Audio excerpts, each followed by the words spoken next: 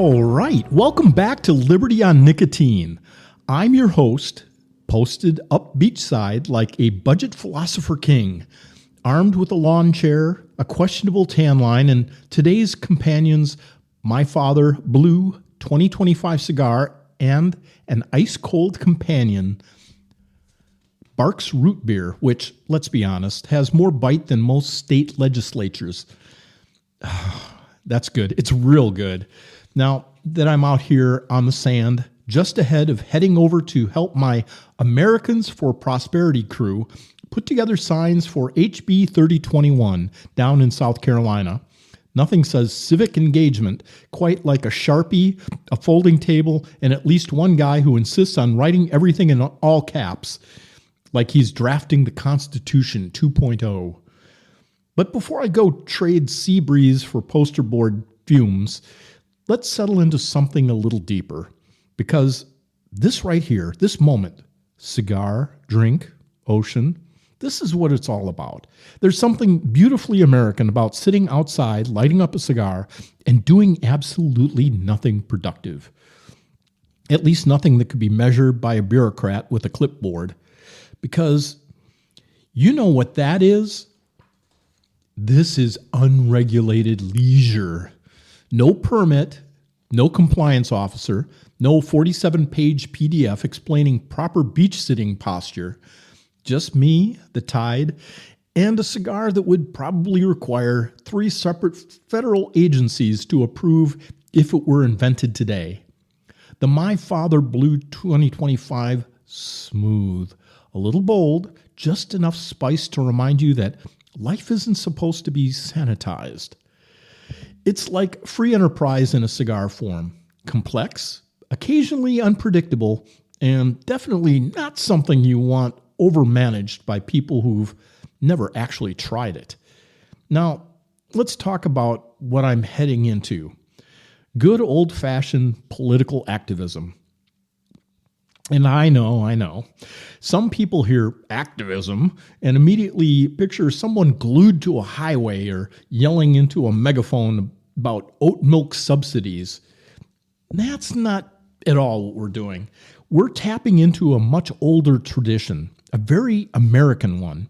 The tradition of looking at authority, whether it's a king, a government, a guy named Dennis in a regulatory office, and saying, hey, I think you've had enough control for today. Because that's really the heartbeat of this country. It's not blind rebellion. It's informed resistance. It's the Boston Tea Party? Sure, but it's also a very small business owner who's looked over a 200-page compliance manual and said, there's no way this was written by someone who's ever met a customer. So, HB 3021, this is one of those bills that tries something radical in today's world. Get government out of the way. I know, wild concept. We're talking about reducing regulatory burdens, cutting back on excessive oversight, and, brace yourself, letting businesses operate without being treated like they're one paperwork error away from total annihilation. And here's the thing. I support the Small Business Regulatory Freedom Act for one simple reason. It still has teeth. You ever notice how some legislation starts out strong and gets refined in some committee? And by refined, I mean gets sanded down until it couldn't cut butter with a chainsaw. This one, not yet. They tried, but not yet. This one still has enough bite to actually do something because regulations aren't inherently evil, but they do have a tendency to multiply like rabbits at a libertarian petting zoo. 1 becomes 10, 10 becomes 100, and suddenly you need a compliance consultant just to sell lemonade. Let's bring Barks into this. Barks Root Beer, no nonsense, a little aggressive, unapologetically itself. It doesn't try to be kombucha. It's not infused with lavender or blessed by a Himalayan monk. It's just root beer. And that's the point. If a free market Things succeed because people choose them, not because they were nudged, subsidized, or regulated into existence. Nobody forced me to pick this drink. No federal beverage guidance panel suggested it based on a 600-page study. I chose it because I liked it. And multiply that choice across millions of people, and you get innovation, competition, and occasionally some truly bizarre products that would never have made it past the idea on stage. But that's the part of the beauty too. Freedom includes the freedom to fail. Let me paint you a picture. Imagine a bureaucrat trying to regulate this exact moment. He's got a clipboard, he's wearing khakis, he's deeply concerned. Sir, I'm going to need to verify the wind velocity before you light that cigar. Also, your chair appears to be positioned at a non-compliant angle relative to the shoreline. And that root beer, has it been properly reported under the Coastal Beverage Consumption Act? This is how these things start. Not with tyranny, but with suggestions, then guidelines, then requirements, then penalties. And before you know it, you need a permit to relax. That's why we're doing this thing today, making signs, showing up, speaking out. It matters, not because one bill changes everything overnight, but because engagement keeps the system honest, or at least less dishonest, tilting the playing field for someone's brother-in-law. Because if there's one thing history teaches us, it's this. Power doesn't sit there quietly. It expands. It grows. It accumulates. It hires consultants. And if nobody pushes back, even a little, it just keeps going. You know, sitting there, you realize something. Freedom isn't loud. It's not flashy. It's quiet moments like this, the absence of interference. It's being able to enjoy a cigar, a drink, and a thought without someone stepping in to optimize the experience for you. Because the moment someone tries to improve your freedom, you should probably check your wallet. All right, I've got about, let's call it 20 minutes before I need to pack up this stuff and go help turn poster board into political persuasion. The cigar's burning beautifully, the root beer is almost gone, and the tide's going, well, what it's always done, without regulation, without oversight, and without filing a single report. Maybe there's a lesson in that, or maybe I've just had too much sun. Either way, this has been Liberty on Nicotine. Stay free, stay skeptical, and for the love of all things voluntary, don't let anyone regulate your beach chair.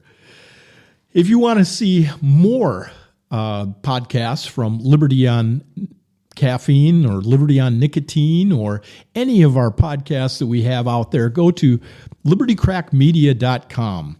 You'll see book reviews from the Bookworm Mom. You'll have political and all sorts of interesting conversations with the Hoff.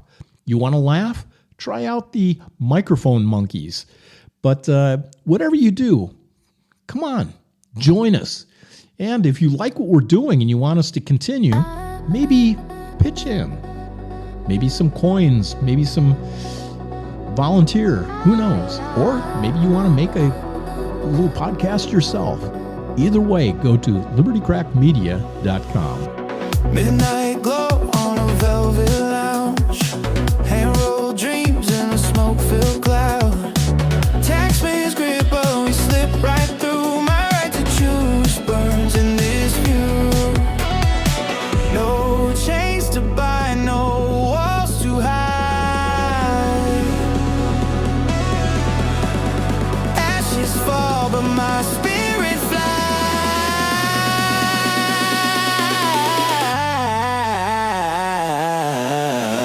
Liberty on nicotine, flames of freedom where I breathe. No king's decree can take from me this leaf of choice, this sovereignty.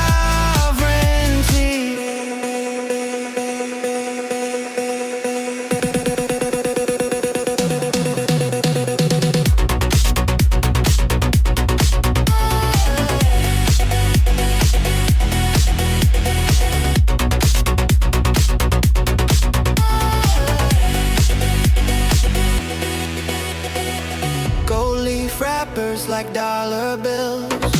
Markets dance as the humidor fills. No master's hand in this private trade, just consent in the deals we've made. Watch the smoke rings rise like flags. No surrender, no turning back.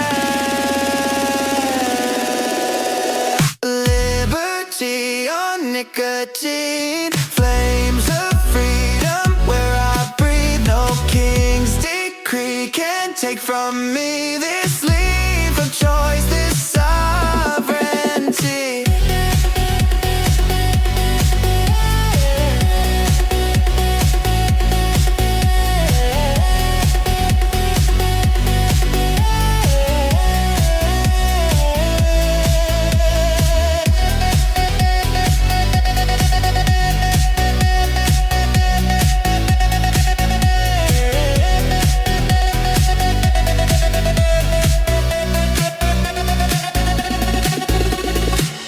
Embers glow like the torch we bear. Inhale deep, the free air's there.